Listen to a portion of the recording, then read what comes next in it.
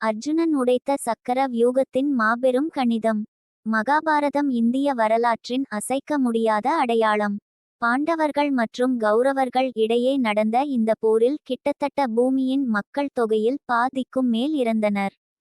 அதர்மத்தை அழித்து தர்மத்தை நிலைநாட்டிய இந்த போரில் காக்கும் கடவுளான திருமால் கிருஷ்ணர் அவதாரமாய் முக்கிய பங்கு வகித்தார். போரில் பாண்டவர்களுக்கு பெரும் இழப்பை நாள் போரின் 13ஆம் நாளாகும். அதற்கு காரணம் அன்று துரோணாச்சாரியார் அமைத்த சக்கர வியூகம். 18 நாட்கள் நடந்த இந்த போரில் ஒவ்வொரு நாளும் 2 படைகளும் ஒவ்வொரு வியூகத்தை அமைத்தனர்.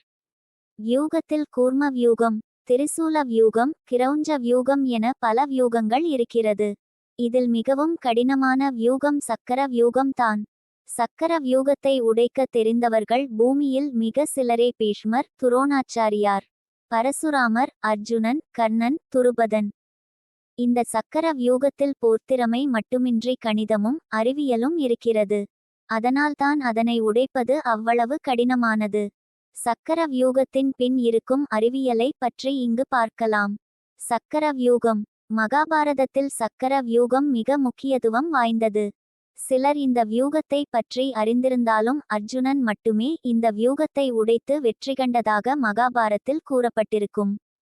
அப்படி என்ன இந்த வியூகம் சிறப்பு வாய்ந்தது? பெயருக்கேற்றாற்போல் சக்கர வடிவத்தில் இருக்கும் வியூகத்தில் 7 அடுக்குகள் இருக்கும். ஒவ்வொரு அடுக்கிலும் வீரர்களின் எண்ணிக்கை அதிகரித்து கொண்டே செல்லும். வியூகத்தின் மையத்தில் தான் படைத்தலைவர் இருப்பார். ஒருவேளை வியூகத்திற்குள் நுழைந்து விட்டால் வீரர்களை கொல்ல அந்த இடத்திற்கு மற்றொரு வீரர் வந்து சுழன்று கொண்டிருப்பர். இதனால் உள்ளே நுழைபவர் எந்த அடுக்கில் இருக்கிறோம் என்று குழம்பி உளவியல் ரீதியாக பாதிக்கப்படுவர். மேலும் சக்கர வியூகத்தை முறியடிக்கும் கணக்கு தெரிந்தால் மட்டுமே அதை விட்டு வெளியே வர முடியும். அது தெரியாததால் தான் அபிமன்யு சக்கர வியூகத்தில் சிக்கி உயிரிழந்தான். சக்கர வியூகத்திற்கு பத்ம வியூகம் என்ற பெயரும் உள்ளது. சேனை பலம். பாண்டவர்களிடம் 7 அக்ரௌணி சேனைகள் இருந்தன. கௌரவர்களிடம் 11 அக்ரௌணி சேனைகள் இருந்தன. ஒரு அக்ரௌணி சேனையில் கிட்டத்தட்ட 2,18,000 வீரர்கள் இருப்பார்கள். மொத்தத்தில் குருஷேத்திர போரில் கிட்டத்தட்ட 39 லட்சம் வீரர்கள் பங்கேற்றனர். கௌரவர்களின் சேனை பலம் அதிகமாக இருந்தும் அவர்கள் தோற்றதற்கு காரணம் பாண்டவர்களின் பக்கம் இருந்த தர்மம்தான். அபிமன்யு. 13ஆம் நாள் போரில் அபிமன்யு சக்கர வியூகத்தில் சிக்கிக் கொல்லப்பட்டான். ஏனென்றால் அபிமன்யுவிற்கு சக்கர வியூகத்திற்குள் செல்ல தெரியுமே தவிர வெளியே வர தெரியாது. அபிமன்யு சக்கர வியூகத்தை உடைக்க தன் தாயின் கற்பத்தில் இருக்கும் போதே கற்றுக்கொண்டு விட்டான். ஆனால் அதனை விட்டு வெளியே வருவதை அர்ஜுனன் கூறுவதற்குள் சுபத்திரை தூங்கிவிட்டதால் அபிமன்யுவால் வெளியே வரும் வித்தையை கற்றுக்கொள்ள இயலவில்லை. போரில் தர்மனை பாதுகாப்பதற்காக சக்கர வியூகத்திற்குள் நுழைந்த அபிமன்யு 7 மாவீரர்களால் கொலை செய்யப்பட்டான். அந்த பாலகனை கொல்ல 7 மாவீரர்கள் தேவைப்பட்ட போதே புரிந்து கொள்ளுங்கள் அபிமன்யுவின் வீரத்தை. துரியோதனின் சதி.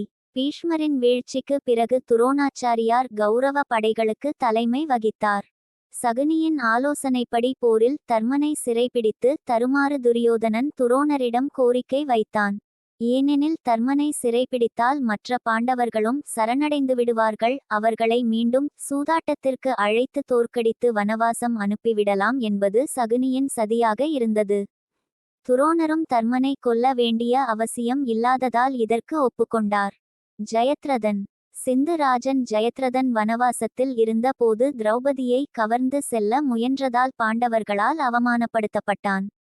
அதற்கு பழிவாங்க சிவபெருமானிடம் இருந்து ஒரு நாள் மட்டும் தன்னை யாரும் தோற்கடிக்காதபடி வரம் ஒன்றை வாங்கினான். அந்த வரத்தை போரின் 13ஆம் நாள் பயன்படுத்த எண்ணினான். அர்ஜுனனை மேற்கு நோக்கி போர் புரிய அனுப்பிவிட்டு இங்கே தர்மனை சிறைபிடிக்க திட்டமிட்டனர். அதன்படி சக்கர வியூகம் அமைக்கப்பட்டது. அபிமன்யுவின் முடிவு. பாண்டவர்கள் தரப்பில் துருபதன் மற்றும் அர்ஜுனனுக்கு மட்டுமே சக்கர வியூகத்தை உடைத்து உள்ளே செல்லவும் வெளியே வரவும் தெரியும். ஏனெனில் துரோணரும் துருபதனும் ஒரே குருகுலத்தில் சக்கர வியூகத்தை பற்றி படித்தவர்கள். ஆனால் ஜெயத்ரதன் துருபதனை மூர்ச்சையாக்கிவிட சக்கர வியூகம் தங்கள் படையை நாசமாக்குவதை கண்ட அபிமன்யு சக்கர வியூகத்தை உடைத்து உள்ளே செல்ல முடிவெடுத்தான். அவனை தொடர்ந்து பீமனும் தர்மனும் உள்ளே சென்று அவனை பாதுகாப்பதாக முடிவெடுத்தார்கள். சக்கர வியூகத்தில் அபிமன்யு தான் கர்ப்பத்தில் இருந்தபோது கற்ற வித்தையை பயன்படுத்தி சக்கர வியூகத்தை உடைத்து உள்ளே சென்றான் அபிமன்யு. மற்றவர்கள் அவனை தொடர்வதற்குள் ஜெயத்ரதன் வந்து அவர்களை தடுத்தான். சிவபெருமானின் வரத்தால் அவனை எவராலும் வெல்ல இயலவில்லை. அதே சமயம் சக்கர வியூகமும் மூடிக்கொண்டது. வியூகத்தின் உள்ளே சென்ற அபிமன்யு வழியில் இருந்த அனைத்து வீரர்களையும் கொன்று கொண்டே முன்னேறினான். அதில் துரியோதனின் மகனும் ஒருவன். இதனால் ஆத்திரமடைந்த துரியோதனன் துரோணர், கர்ணன், துச்சாதனன் அனைவருக்கும் அபிமன்யுவை கொல்ல உத்தரவிட்டான். இறுதியில் கர்ணன் அபிமன்யுவின் உயிரை எடுத்தான். சக்கர வியூகத்தின் ரகசியம். சக்கர வியூகத்தில் மிகப்பெரிய கணிதம் ஒன்று ஒளிந்துள்ளது. அதனை அறிந்தால்தான் அதனை முறியடிக்க முடியும். அதனை அர்ஜுனன் துருபதனுடன் நடந்த போரில் சிறப்பாய் செய்திருப்பார். அதாவது சக்கர வியூகத்தில் மொத்தம் 7 அடுக்குகள் இருக்கும். எனவே அதனை உடைக்கும் போது 1 கீழ் 7 என்ற அளவீட்டில் கணக்கிட வேண்டும். இந்த கணக்கின் படி 1 கீழ் 7 சமன் 0.14 என்று அளவிடும்போது 1,42,857 என்ற எண் திரும்ப திரும்ப வரும். இது தான் தந்திரம். ஒவ்வொரு சக்கரமும் உடையும் போது அந்த இடத்திற்கு வேறு வீரர்கள் வந்து விடுவதால் இந்த சக்கரம் சுழன்று கொண்டே இருக்கும். ஒவ்வொரு அடுக்கையும் கடக்கும் போது ஒரு எண்ணை அதிகரிக்க வேண்டும். இறுதியாக கடைசி சக்கரத்தில் நுழையும் போது 7 மடங்கு ஆற்றலுடன் போர் புரிய வேண்டும். அப்பொழுதுதான் சக்கர வியூகத்தை உடைக்க இயலும். இந்த 0.147 உடன் பெருக்கும்போது தான் இந்த எண் சூழல் உடையும். 0.142 சமன் 0.28, 0.143 சமன் 0.428 இப்படியே நீண்டு கொண்டே இருக்கும். இந்த எண்ணை 7 ஆல் பெருக்கும் போது மட்டும்தான் இந்த சூழல் எண் மாறும். 0.147 சமன் 0.99 இப்படித்தான் சக்கர வியூகத்தை உடைக்க முடியும். இதனை அறிந்து தான் போரில் துருபதனை அர்ஜுனன் வீழ்த்தியிருப்பார்.